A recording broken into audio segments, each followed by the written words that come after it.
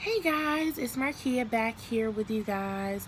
I'm really excited to be finally making this video. Oh my goodness, I'm so excited. So this is my first content video after the introduction video. If you didn't see that, make sure you go back and check it out. So I'm just going to jump right back into it, what this video is about. So first things first, I want to mention how I got my Instagram name and my YouTube name. So my nephew is 10 years old. That's my little baby. He's my older sister's only kid. And he's been around, I've been in his life since he was born. So that's my baby. So he calls me Markiwi, or sometimes he'll just say Kiwi. So that's where I got the name from. Kiwi takes VSG, so it's like, just mentioning gastric sleeve surgery. So just a little background. So what is gastric sleeve surgery? So gastric sleeve is basically where my surgeon, his name is Dr. Stephen Wigglemuth, he is going to go in and remove about 80% of my stomach. So he'll go in and leave just like it's a banana shaped sleeve. So he'll go in and cut like 80% of my stomach out and leave like this little sleeve so my I can hold food. It'll just be a few ounces large. I don't know the exact ounce amount that my stomach will like hold, but I will find that information out for you guys. But he's gonna go in and remove it and leave that little sleeve. So I won't be able to eat nearly as much as I can now. But I'm super excited. I'll still be able to digest my food the same way. It's just I'll have to make healthier options and healthier choices, especially after about the 2-year mark when weight loss starts to really slow down and I get to the maintaining stage because it's really easy for me to go back and slip into old habits after that time frame. So another question, and when I have got my first question, so I'm really excited, you guys. You can send questions, feedback, let me know what you want to see, what you need help with, and if I don't know the answer, I'll definitely find out for you. I'm still new to this as well, but I will definitely find out an answer for you. So one thing I wanted to go over, someone asked me, how do I find a surgeon in my area? The first step you're going to take is insurance. Contact your insurance company. That was the first thing I could do before I even could meet with my surgeon. So I found my surgeon on Google, honestly. There's about 3 main locations in my area here in Virginia where I could have gotten my surgery. And I really wanted to go with Centera because it's known. I've dealt with them before. I have heard nothing but good reviews about them. So I personally chose Centera, which is a large kind of circle of medical facilities here. And they have a weight loss center. So I went with them. I went to Dr. Stephen Wigglemuth. They are declared, if you have Anthem like I do, I have Anthem Blue Cross Blue Shield. They are a center of excellence, so you can definitely check them out, and they're really good if you're in the Virginia area. So I have Dr. Stephen Wigglemuth. So the first thing I had to do was call my insurance and make sure that they covered my surgery. And from there, they did tell me they covered my surgery, but there's a 6-month diet requirement. So I had to do 6 months of supervised diet visits. So I started this process back in March. So I had to get like lab work, I had to get a psych evaluation, all these things, and I had to do 6 months of supervised diet. So my diet visits were really simple. My dietitian was awesome.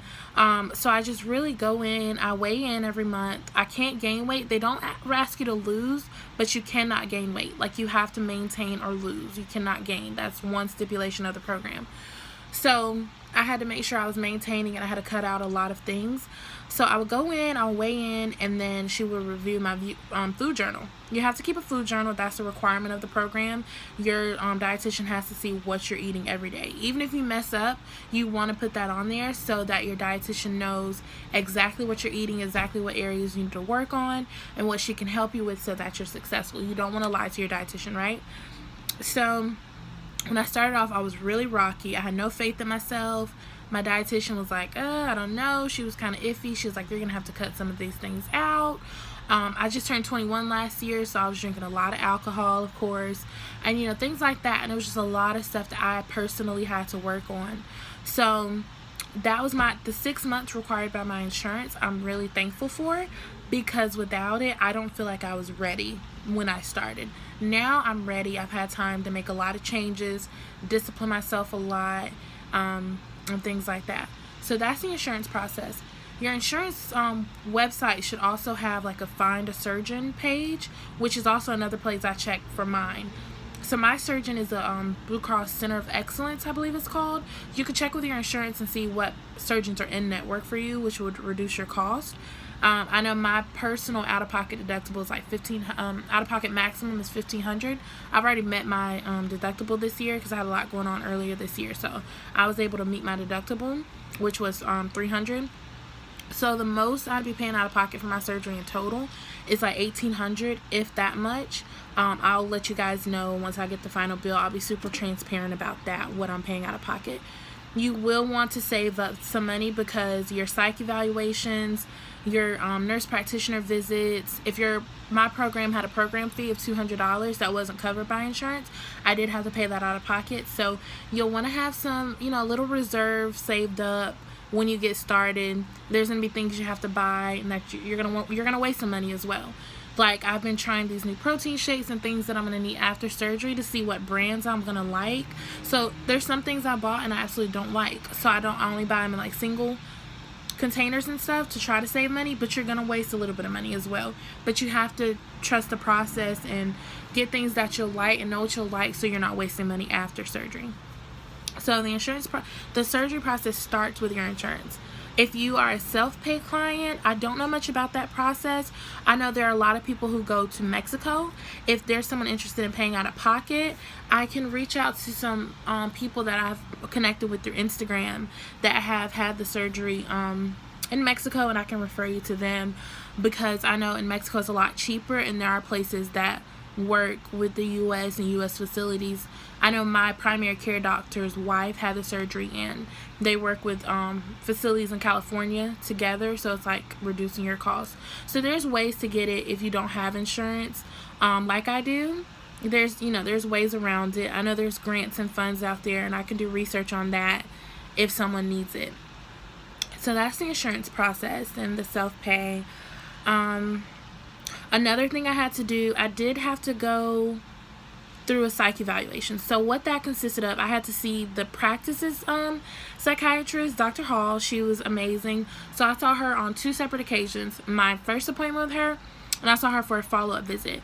I wasn't required to see her as often because I do have a primary social worker therapist that I go to who knows more about me. So my therapist actually had to submit documentation to the practice letting them know that I was cleared for surgery. So that was one thing that was a bit different that some people may not experience. You can use whoever your surgeon has as a psychiatrist. It'll depend on, her copay was a little more than my regular therapist.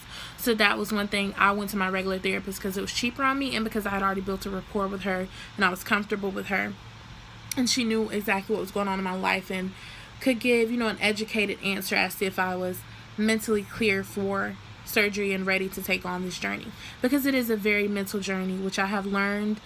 It is very hard. It's not easy. A lot of people think that surgery is the easy way out, and this is one of the hardest things that I've been through, and I haven't even gotten the surgery yet. I haven't even gotten a surgery date yet. I'm still waiting on my final approval for my insurance. But yes, this is not easy. It's not something that you can just have the surgery and magically lose the weight. You do have to do work. You have to do work leading up to it. You have to prepare your mind.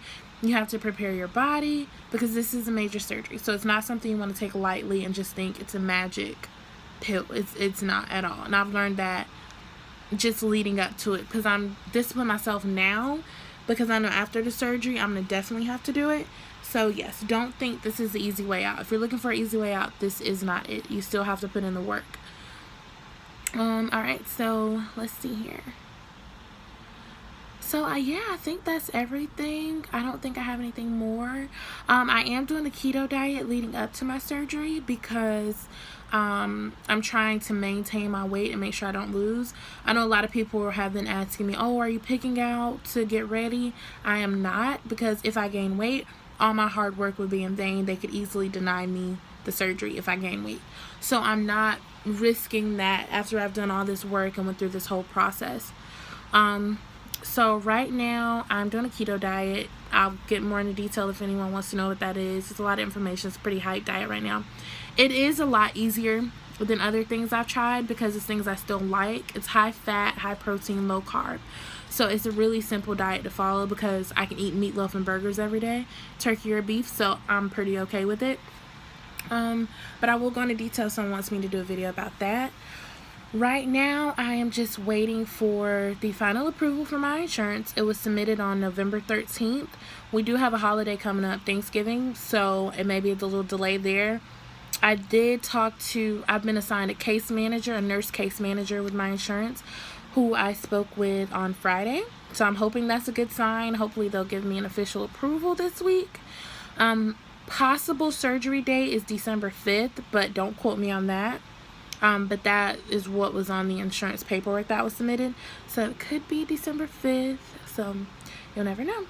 I do have my brother's wedding coming up. So if the surgery is on December 5th, I will be doing my pre-op liquid diet during the wedding, which will not be fun. So if that's what's going to happen, I'm definitely going to let you guys know that, and you guys are going to get to see my struggles.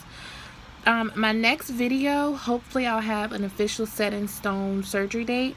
I'm going to try to upload on Sundays if I can. So my next video, I'll try to have a for sure surgery date. I'll let you guys know how the keto diet is going. I know I have lost a few pounds. I haven't weighed myself, but I've been using like progress pants, like kind of deal, like pants that were too tight and now I can actually fit them. So I know I've lost something, but I haven't weighed myself. I don't want to weigh myself until my next weigh-in at my surgeon's office. So I'm not going to weigh myself at home because I don't want to discourage myself before even going in. So I'm going to talk about that. Definitely gonna get you guys a surgery date in my next video, I hope, because I'm hoping I have it this week. I'm gonna talk more about some mental struggles that's going on here, and yeah, hopefully I'll have some more information for you guys. I really appreciate you watching my channel. Let me know what you want to see. Let me know what you want me to talk about. I'm super open and super transparent. If you have questions, message me. I'm on Facebook, I'm on Instagram, like everything. Just hit me up, and I look forward to seeing you guys next week.